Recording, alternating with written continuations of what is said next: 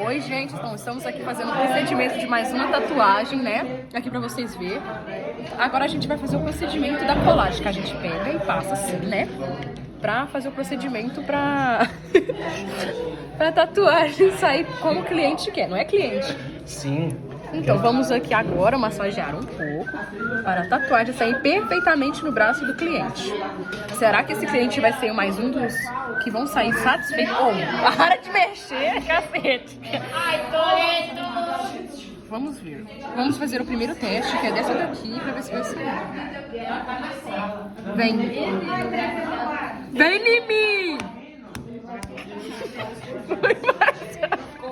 Foi mais um.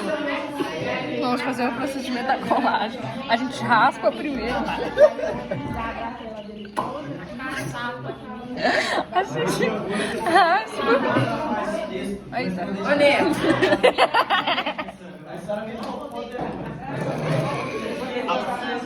Parou, pausa.